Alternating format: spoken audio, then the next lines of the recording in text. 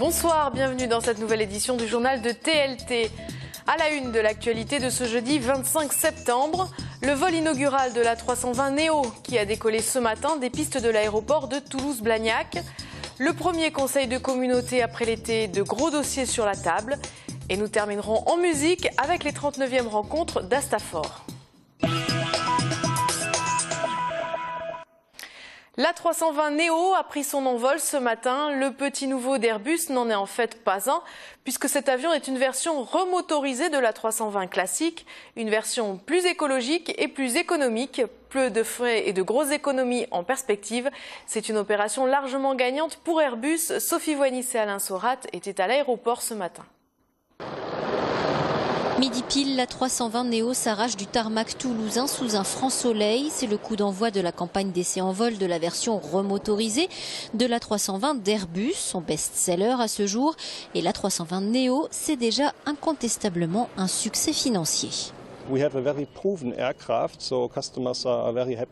Nous avons aujourd'hui un appareil qui a fait ses preuves. Nos clients en sont pleinement satisfaits.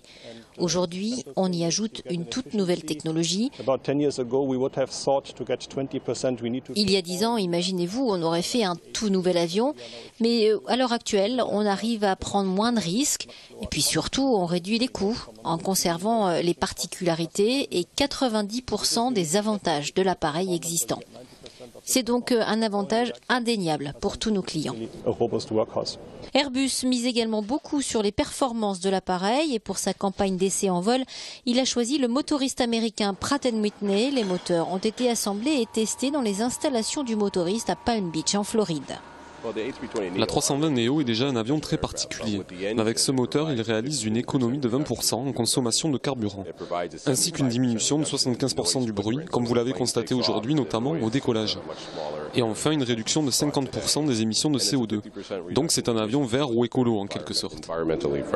La mise en service de l'A320 Neo avec moteur Pratt & Whitney est prévue au 4e trimestre 2015, mais l'appareil sera également proposé avec une motorisation CFM internationale. À ce jour, l'A320 Neo enregistre 3272 commandes fermes émanant de 60 clients. Première livraison à Qatar Airways en 2015. Et l'A320 Neo s'est posé à Toulouse à 14h22 au terme d'un vol de plus de 2 heures en direction de Bordeaux. Suite à l'exécution hier d'Hervé Gourdel, le guide pris en otage en Algérie, le président de la République François Hollande a annoncé aujourd'hui en Conseil des ministres que les drapeaux seraient en berne dans tout le pays vendredi, samedi et dimanche. C'est déjà le cas à Toulouse comme dans la plupart des grandes villes de France. Jean-Luc Moudingue s'est dit, je cite, très choqué par l'exécution sauvage d'Hervé Gourdel. Il en appelle à l'union sacrée de tous les démocrates contre la barbarie. Un hommage au guide niçois a également été rendu ce matin à l'occasion de la journée nationale des harkis. Cette journée a été instaurée il y a une dizaine d'années en reconnaissance aux souffrances endurées par ces musulmans engagés auprès de l'armée française lors de la guerre d'Algérie. La cérémonie s'est déroulée au cimetière de Salonique à Toulouse. Anne-Laure Thomas et Vincent Gonzalez étaient sur place. Chère France, souviens-toi des harkis. Ils existent, ils sont là. C'est une petite fille de harki qui a ouvert la commémoration par la lecture d'un poème. Elle a ensuite exprimé sa tristesse suite à l'assassinat d'Hervé Gourdel qui donnait ce matin une résonance particulière à la cérémonie. Aujourd'hui, du coup, c'est une journée qui est un peu plus forte en émotion par rapport à cette disparition. Il faut se dissocier de ces groupes-là et le dire quand on est de confession musulmane, quand on est français, de dire que voilà, on ne se reconnaît pas du tout et jamais on ne se reconnaîtra dans ces groupes terroristes. Le président de l'association organisatrice a longuement évoqué la souffrance des harkis, mais également les revendications de leurs descendants. Il réclame notamment la reconnaissance officielle du massacre des harkis, promise en 2012 par François Hollande. À l'issue de la cérémonie, une descendante de harkis a interpellé le représentant du préfet sur le sort réservé aux Français musulmans. Quel est mon pays? Suis-je française ou algérienne? Qui m'accepte comme française? Qui m'accepte comme algérienne? Ce que je vous dis au nom de l'État, c'est qu'il n'y a pas plusieurs types de Français. Il n'y en a qu'un seul type, avec les mêmes devoirs, mais aussi avec les mêmes droits. Les associations sont désormais dans l'attente d'un projet de loi de réparation et d'indemnisation des familles de harkis. Et toujours en hommage à Hervé Gourdel, les élus de Toulouse Métropole ont observé ce matin une minute de silence. Ils étaient réunis pour le conseil de communauté. À l'ordre du jour, la question des aires de grand passage pour les gens du voyage. Et un gros dossier, la révision de la cotisation foncière des entreprises. Marlène Canal. Encore un engagement de campagne tenu pour Jean-Luc Moudenc, la révision de la cotisation minimale de la cotisation foncière des entreprises. Ainsi, celles dont le chiffre d'affaires est inférieur à 32 000 € observeront une baisse significative de la base imposable dès 2014, une opération qu'il faut compenser. Nous avons par contre une 6e tranche pour les entreprises qui font plus de 500 000 € de chiffre d'affaires, donc les grosses entreprises, et c'est là où, au contraire, la cotisation évolue avec une petite augmentation.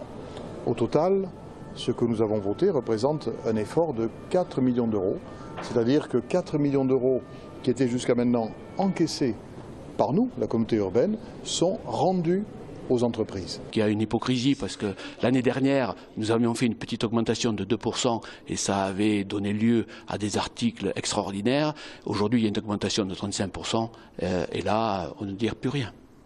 Autre point abordé lors de ce conseil communautaire, la question des aires de grand passage. Il y en aura bien une dans la ville de Toulouse et une dans une autre commune. Et ce que l'on a décidé, contrairement à ce qui se passait avant, c'est qu'on allait avancer ensemble, on allait faire avancer ensemble ces deux projets et ces deux dossiers.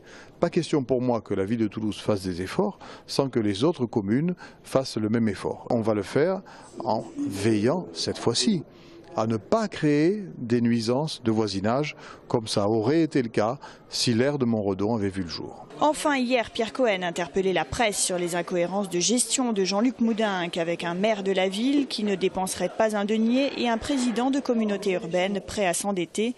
Réponse de l'intéressé. S'il y a une dette à la communauté urbaine, dette que j'ai constatée en prenant mes fonctions de président, dette de 600 millions d'euros, effectivement, ce sont des décisions qui ont été prises par Pierre Cohen et par les maires. L'État nous enlève 270 millions d'euros de recettes que nous aurions dû percevoir pour la mandature 2014-2020. C'est quelque chose de considérable qui ne s'est jamais produit. Et donc nous réfléchissons ici, les 37 maires, pour savoir comment on va faire face. Effectivement, la question se pose de savoir si on accepte d'emprunter de manière sélective pour financer certains projets d'avenir ou pas. Autre délibération à l'ordre du jour ce matin, le lancement d'une démarche Smart City pour Toulouse Métropole ou l'idée d'une ville intelligente. Vous le savez, la Cinémathèque de Toulouse fête ses 50 ans. Alors que tous les cinémas commerciaux sont passés au numérique, l'institution de la rue du Thor défend son patrimoine, à savoir les films sur pellicule argentique. Zoom sur la programmation des mois à venir avec Jean-Marc Lucas. La Cinémathèque, insoumise et indépendante, rend hommage à un cinéaste libre jusqu'à fin septembre. Il s'agit de Jim Jarmusch, l'auteur de Mystery Train ou encore de Done by Law et de Deadman avec Johnny Depp. Et puis après l'Ouest, ce sera l'Est.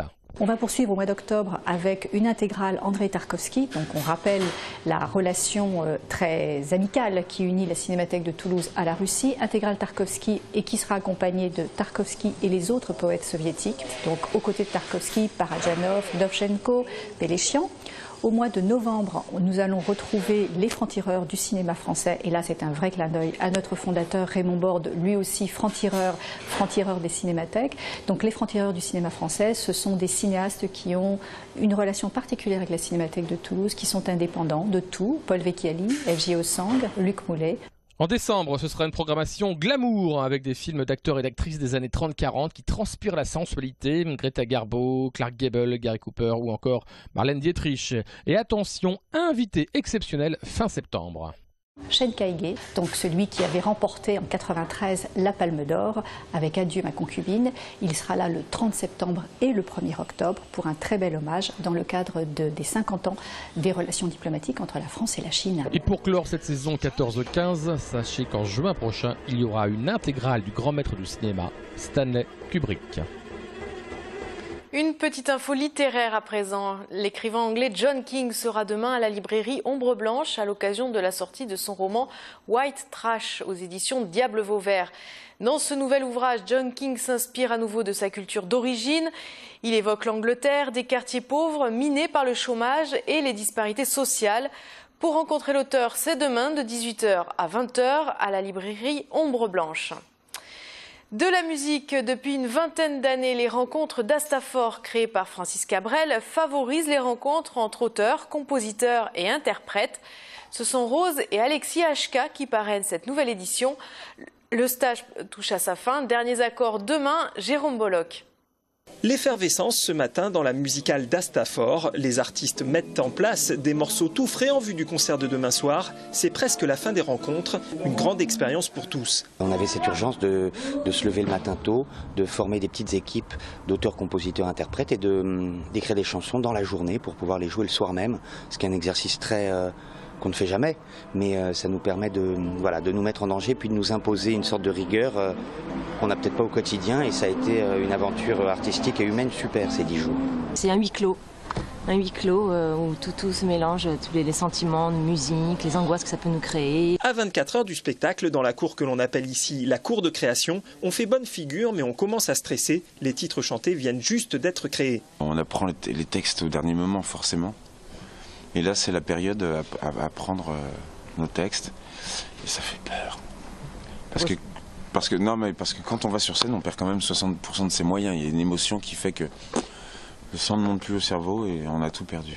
Pour cette deuxième session des 20 ans des rencontres, 2 parrains, pris dans l'ambiance, Alexis HK se voit bien revenir en tant que stagiaire. En se disant, si je dois faire un album, pour l'instant c'est pas d'actualité parce que j'ai d'autres choses sur le feu, mais je pense que j'ai quelques chansons qui pourraient constituer une base de départ à un album, mais il y aurait énormément de travail, et je pense que quand je me déciderai à rentrer dans cette logique-là, c'est ici que je viendrai en tant que participant, en tant que stagiaire, c'est certain. Tout comme Alexis HK, Rose est arrivée lundi au moment des écoutes des titres. Elle est impressionnée par le travail accompli. Je suis arrivée au moment où il fallait choisir les 15 morceaux qui étaient élus pour ce concert. Et pour moi, c'est spécial parce que oui, je fais beaucoup de choses seule.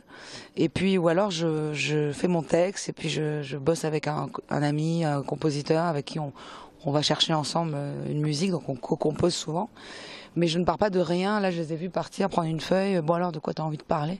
Créées il y a 20 ans, les rencontres d'Astafor ont accueilli quelques 600 stagiaires. Et pour le spectacle de clôture, rendez-vous demain à 20h30 à la musicale d'Astafor. C'est ici que se termine ce journal. Merci de nous avoir suivis. Prochain rendez-vous avec le journal de TLT demain à 19h avec François Guinle. Très bonne soirée à tous.